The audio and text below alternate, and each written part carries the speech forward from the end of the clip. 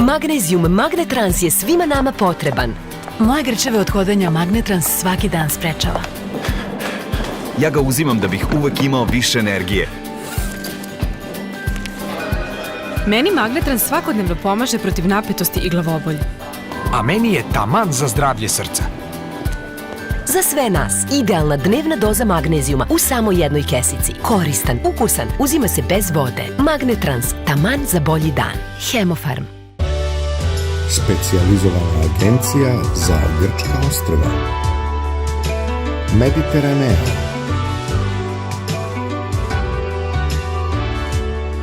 Preko 30 grčkih ostrva.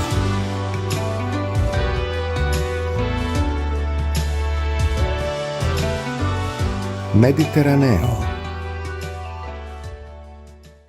Tiomukaze gel je anticelulit preparat sa enzimom mukopolisaharidaza koji razlaže masne ćelije i tako eliminiše celulit. Tiomukaze gel. Da ponovo zavolite svoje telo. Hemofarm.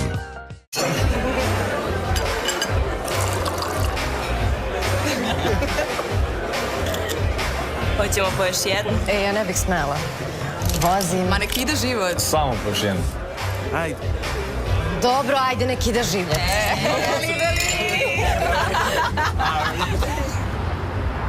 Imate li vi živeli u telefonu? Taksi, izvolite. Vožnja i alkohol ne mogu zajedno. Postupajte mudro i odgovorno.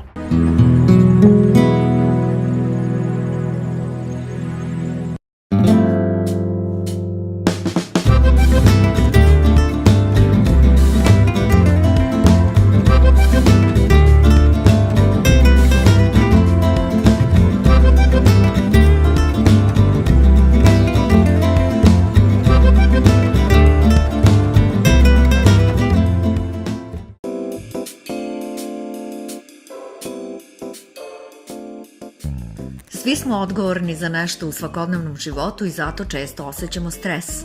Možemo da pronađemo različite načine koji će baš nama prijati i opustiti nas, ali je čaša vina svakako jedan od njih. Voditeljka Milica Gacin je provela godine ispred kamere, ali se vino obraća iz čistog hedonizma, a ne zbog stresa. Ja sam najslobodnija i najrelaksiranija ispred kamera. Sva trema i sve neke nedoumice su za onaj period pre nego što sednem ovako ispred kamere. Ne znam kako se to objašnjava. Ne znam da li je to samo dobra priprema ili već šta. Mislim da je najtačnija definicija da u pozadini svega stoji jedna velika strast. Strast pre svega prema svom poslu i on ruši sve barijere, sve eventualne nedoumice, možda i neke potencijalne strahove, ali zaista mi se još nije desilo da onog momenta kad se uključe kamere ja negde kvrcnem i ne mogu da progovorim ili se zbunim ili ne znam šta, da imam tremu. Naprotiv, sve ono što je negde iskriveno duboko u meni onog momenta kad stanem ispred kamere, to izađe bez ikakvih problema. A hedonizam nije išao u paketu sa radom, odnosno kao nešto što je kontrapunkt stresu, nego kao jedan lifestyle. Zato što ja potičem iz jednog mešovitog braka, odnosno SFRJ braka. Mama je iz Slovenije, tamo sam ja rođena, tata je iz Vojvodine i to je prilično dobra varijanta zato što sam od starta imala mešanje različitih kultura, mešanje različitih uticaja, a njih dvoje su po prirodi takve da su voljeli da živaju bukvalno u svemu i ja sam negde sa tim kodom i rasla. Šta mi je donela ta različitost? Pre svega uvažavanje same različitosti, poštovanje i radoznalost. Tako da sam ja prilično radoznala od malih nogu da probam doslovno sve, počev od hrane koja se nudila u svakoj prilici, zaista je različita, pića koja su se nalazila na tom stolu, običaja, razmišljanja, predela koje sam obilazila i tako dalje. Hedonizam je u našoj kući dan danas prisutan, mi smo od onih ljudi koji kad pijemo kafu, to mora da bude posluženo kako treba i da uživamo u tome. Ako je ručak, takođe mora da bude ručak kako treba, ako je gledanje filma, šta god da radimo, čak i kad sređujemo dvorište, kad se bavimo sa tim nekim baštinskim radovima i to radimo kako treba, onako okrenemo sve na... strastveno i okrenemo sve na onu drugu pozitivniju stranu. Jeste tu teško, ima kukanja, ali onda uvek krene na šalu, pa se to kukanje i zaboravi, ta teškoća se zaboravi. Ali ti je dugo trebalo u stvari da prihvatiš vino kao vrstu vrstu hedonizma. Jeste. Nisam ja to ništa poznavala, iako je moj tata poznavalac vina i svake nove godine, da bi me negde uveo u tu priču, on otvori flašu Tokajca i hajde da nazirimo u ponoć, hajde da nazirimo i to vino je mnogo lepo. I meni se dopalo, ali ja sam tako pomalo.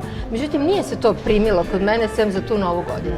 Ali, od skoro sam bila u prilici da u jednom lepom društvu probam Chardonnay i malo po malo, meni se to jako dopalo. I stalno malo po malo. Da, to tako da i krene, malo po malo. Onda smo se opet našli u nekoj prilici nešto da izađemo i ja sebe iznenadim, pita me konobar šta ću ti, kažem čašu Chardonnaya. Da, a već sam ti možda to i pričala, stvari kako sam se potpuno otvorila za vina i za nove ukuse. Bila sam ovog leta u Toskani sa svojim prijateljicama, mi inače imamo jedan divan običaj, to je da jubilarne rođendane slavimo na nekom putovanju. Ovaj jubilarni je bio takav, sticajem okolnosti je bio takav da smo bile u Toskani, naš 4 najbolje drugarice.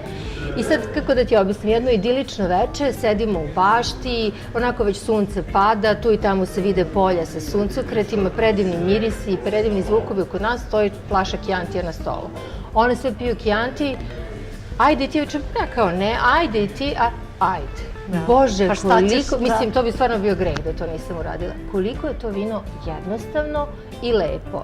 I zaista onako, možda za početnike poput mene, prava stvar. Da se krene, da se lagano, u dobrom društvu, u takvom ambijentu zapravo razume šta ta strast prema vinima donosi. Tako da, eto, moj početak nije mogao da počne na bolje mesto, u stvari. Ovo su sve bile uvertire, ali od tog momenta možemo da računamo da, eto, i naručimo po neku čašu vina. Da, na pravo mesto. Da. Mada sam čitala da se taj Chianti u stvari ne karakteriše kao naročito kvalitetno vino, zato što on imao svoje varijante, pa u početku se pojavio kao vrlo kvalitetno vino, da se meša sa belim sortama, onda je to naravno otišlo u svoju suprotnost, ali sad u stvari cena diktira kvalitet i što je više, budite sigurni da ako puno platite, to je pravi Chianti.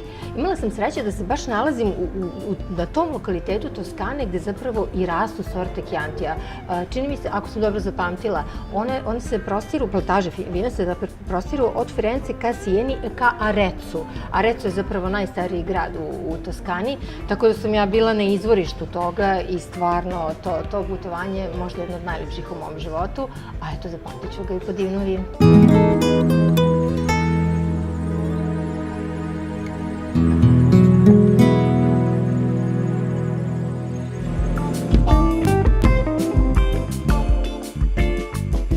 Za sve one koji žele da saznaju nešto više o Chianti vinima, evo lepe priče.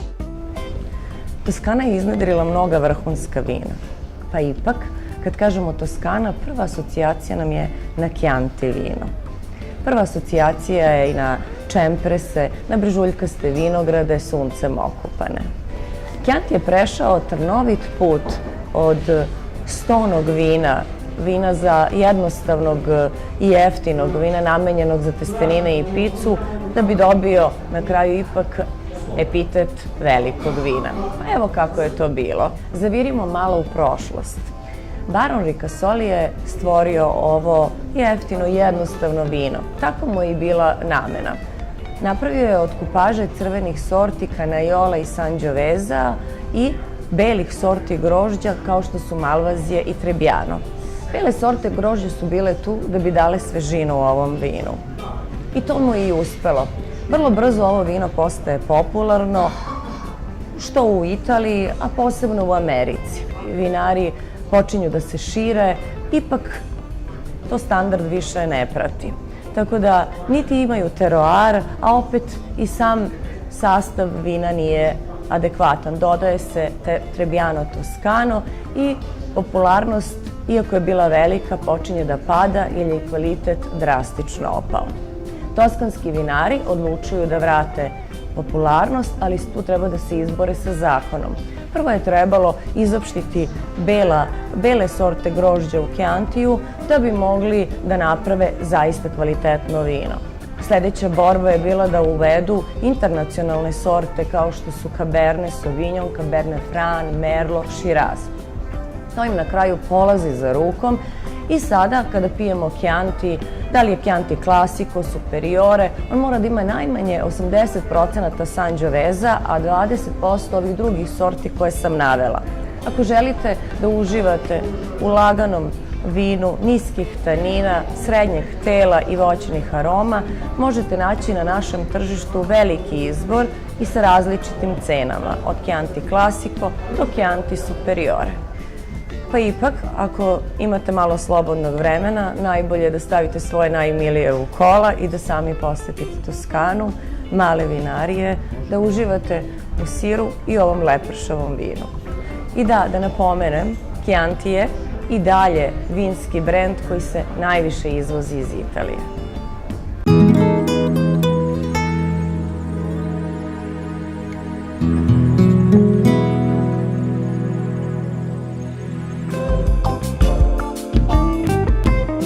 Iz jedne druge zemlje okupane suncem na naše tržište stiglo je vino Limneon, nazvano po autohtonoj grčkoj sorti. Dobilo je po autohtonoj grčkoj sorti Limneon, koja je inače najstarija zabeležena sorta u grčkoj istoriji od kad postoji vinograd i vino i vinarstvo u njihovoj zemlji. Vino je veoma pitko i lepog mirisa i ukusa jer preovlađuje miris zrelog šumskog voća, a naznake daje vanila i crni biber.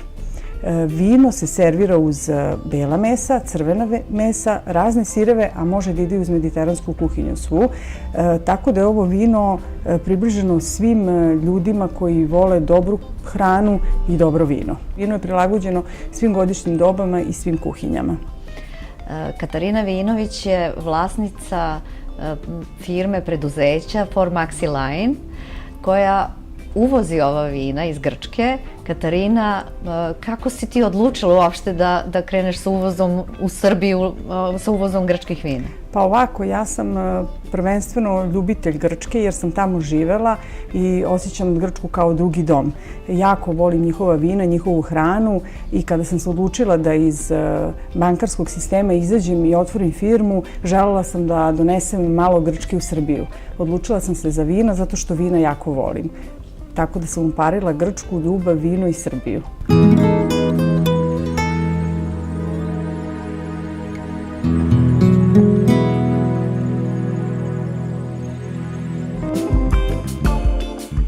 Vino je za nju novo otkriće, a prava strast za Milicu Gacin, iako se po njenom izgledu svakako ne može zaključiti, su kolači i torte.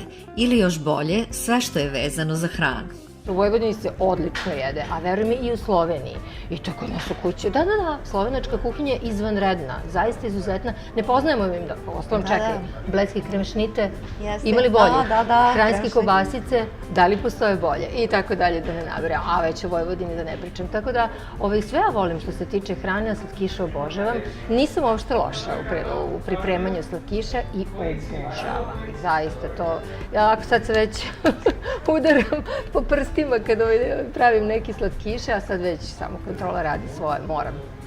Da, ali to ti je ostao hobi, a u stvari se nije pretvorio u neki biznis. Nije se nikada pretvorio u biznis, ali to mi je recimo jedan od neostvarenih snova. Da sam mogla ili ako budem mogla, zašto da ne? Posle stičanice sa stilom, zašto da ne?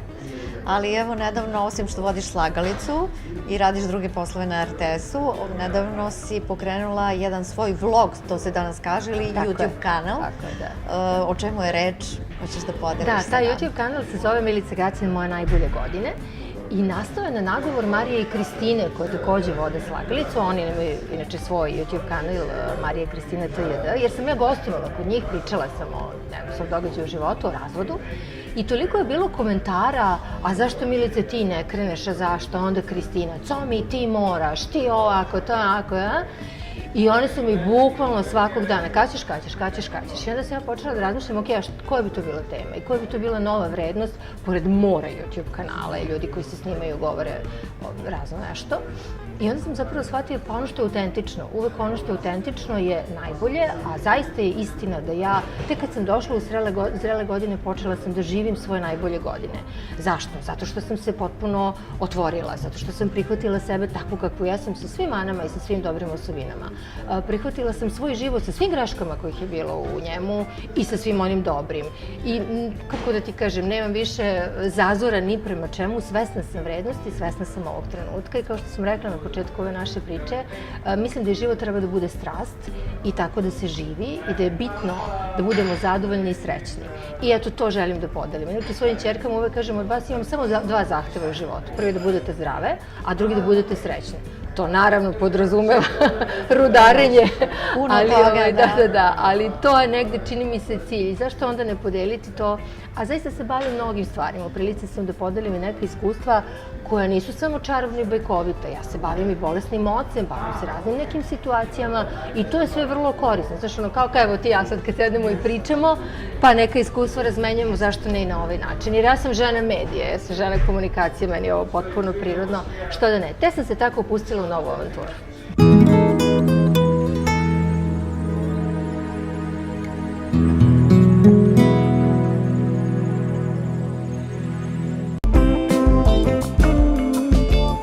Kao kreativna snaga, inspiracija je ono što nas vodi ka dostizanju našeg sna. U slučaju enologa Ljubice Radan, ovaj put se već neko vreme kreće kroz vinograde do njihovog krajnjeg proizvoda. Kroz istoriju su uglavnom muškarci stvarali vino za svoje drage, a kako to izgleda kada žena napravi vino za sebe po svom ukusu. Iako je možda nekih prethodnih 10 godina bilo vrlo onako interesantno da sretnete ženu koja je enolog i uopšte koja proizvodi svoje vina, ne samo svoje, nego uopšte se bavi proizvodnjom vina, danas je to stvarno već postalo onako uobičajeno da sretnete u nekim vinarijama i svetskim i našim domaćim da je žena enolog. Ja lično, inače, kao vinogradara posle, pošto sam se specijalizovala u proizvodnji vina, odnosno kao enolog, želja mi je bila pre svega da otvorim svoju vinariju. S obzirom da je to onako prilično dug, zahtevan, finansijski zahtevan posao, dobila sam priliku sa jednim svojim saradnikom da proizvedem svoja vina. I naravno tu sam iskoristila svu svoju maštu, sve svoje želje, ne baš sve ono što mi je bilo, što kaže, dato od prirode, tako da sam uspela da proizvedem etiketu, odnosno jedno belo, crveno i roze vino. Tu sam odabrala, kada je u pitanju belo vino, graševinu, odnosno grašac ili italijanski rizling, sorta koja je definitivno dominantna ovde u severnom delu Srbije, odnosno u Vojvodini, naročito na Fruškoj gori, i smatram da je to zaista jedna potencijalna sorta, iako ima dosta lošu reputaciju. Danas je prilično se izdigla iz te, da kažemo, loše reputacije. Danas sve više i više ljudi odabiraju grašac ili graševinu kao belo vino onako svakodnevno. Kada je u pitanju crveno vino sam odabrala pre svega Merlot, najviše Merloa, malo, što kaže, onako kombinovan sa, to je kupažiran sa Cabernet Sauvignonom. Prosto smatram da to su onako jedan jako lep parnjak. Međutim, ovde sam insistirala na Merlotu s obzirom da je Merlot takođe sorta na Fruškoj gori koja daje izuzetan rezultat. Vinogradi su postavljeni u regionu Ljuba, dakle na samoj granici sa Hrvatskom, odnosno to je, da kažemo, taj deo Fruške gore koji je izuzetno dobar za Merlot. I što se tiče rozea, roze naravno onako nekako neizbežno morate da proizvedete ne samo za dame, nego uopšte i za sve ljubitelje vina. Ja sam odabrala da to bude pre svega frankovka kao osnova, kupažirana sa malo Merloa i malo muskat Hamburga. Prosto taj muskat Hamburg daje taj jedan final touch, odnosno tu jednu prelepu aromu, ali ne previše, možda nekih 15 do 20% ima muskat Hamburga. I mislim da sam odabrala onako jednu jako lepu kombinaciju. Pre svega ja sam radila vina da budu kvalitetna, koliko je to moguće u datim godinama, prirodnim uslovima i tako dalje. Ovo roze ima i svoj naziv Ona. Tako je, pa prosto to mi je bila inspiracija u trenutku. Druga, crveno i bilo, još uvek nisam dala i prosto nisam žurila to, onako rekla sam ajde da vidimo malo da se to slegne sve. A roze mi je bila onako, i ta etiketa, prosto te devojke jedne elegantne, asocira, jel, ne samo da je to vino za žene, apsolutno nisam ciljala tu grupu, da kažemo, vinoljubaca, nego prosto mi je bilo želja da pokažem da je u pitanju jedno vino proizvedeno od jedne nežne ženske osobe. Eto, tako je, to je neka moja priča bila. I tako da uopšte sve etikete su vođene mojim senzibilitetom, dakle sve onako kakva sam ja, jednostavno, jasno, tačno, konkretno. To je negde opis svih mojih etiketa što može da se vidi, tako da, eto, to mislim da većini se dopada i vidit ćemo kako ćemo dalje. Crno-belo i pomalo rozea. Rozea, tako je.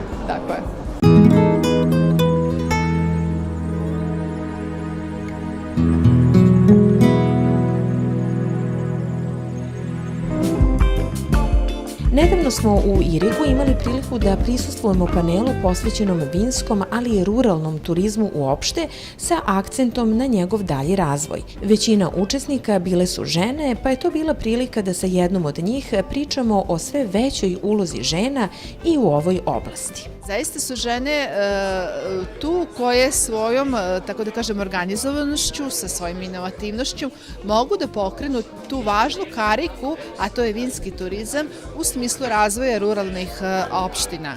Ono što je važno da je kod nas u Vojvodini 90% teritorije kao i na području Evropske unije ruralno, tako da mi zaista možemo u svim tim segmentima da vidimo mogućnosti razvoja, ali i ekonomskih aktivnosti pojedinačno žena i ono što je važno za nas žene, ekonomskog osnaživanja žena. Čini mi se da ste u toku predavanja pomenuli primer Slovenije, je li tako? Eto, sad da ste me divno podsjetili na moje posete Sloveniji, tamo su uglavnom nosioci poljoprivrednih gazdinstava koji se bave ruralnim turizmom žene i ono što one su često isticale u svojim govorima da je ruralni turizam lep posao, ali izuzetno težak i ako možemo da kažemo da eto, žene su se prihvatile tog odgovornog poziva, zašto? Ruralni turizam pokreće razvoj čitavog ruralnog poljoprivrednog gazdinstva, pa i tog ruralnog područja, pa i cijele regije. Moj predlog je konkretno ženama koje i dolaze, ali koje se odlučuju da pokrenu kao ekonomsku aktivnost ruralni turizam, da razmišljaju multisektorski, da razmišljaju ako se odluče za otvaranje vinarije, da turisti koji će doći u tu vinariju organizuju samostalno, jer veoma je nezgodno osloniti se na neke druge organizacije, adekvatne turističke sadržaje koji će njemu ispuniti 1 dan, 2 ili 3 dana. Jer savremeni turista često ne želi da na jednoj, tako da kažem, na jednom mestu provede više od nekoliko časova. I to je zahtev savremenog vremena koje zaista zahteva brze reakcije i mnogo različitih sadržaja, turističkih sadržaja u kratko vremenu.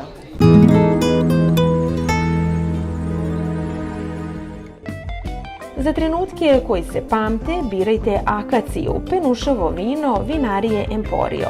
Lagan i lepršav 100% šardone, aromatizovan sokom zove.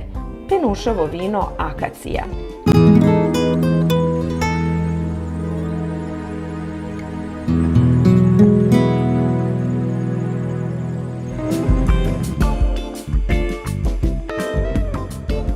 Nedeljno veče, čaša vina i muzika. Evo šta u takvim prilikama sluša Milica Gaci. Nemam ograničenja, ne volim stereotipe, nikako ne volim stereotipe, ne volim ograničenje, kao što sam radoznala u drugim oblastima, tako i u muzici. Slušam sve, od narodnjaka do klasike, bukvalno sve. I volim provod u restoranu, volim provod u kafani, volim narodnu muziku, ali isto tako ja odlazim u operu, ja gledam klasičan balet, slušam rock'n'roll, slušam pop, sve ono što mi se dopadne.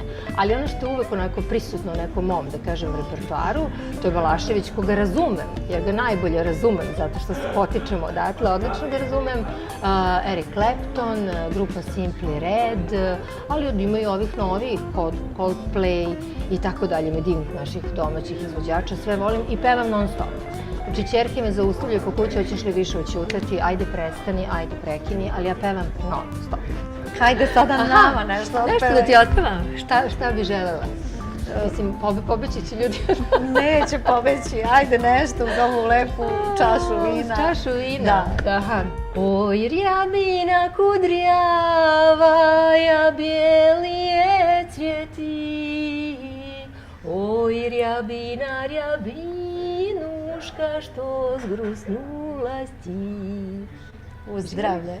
Uzdravlje.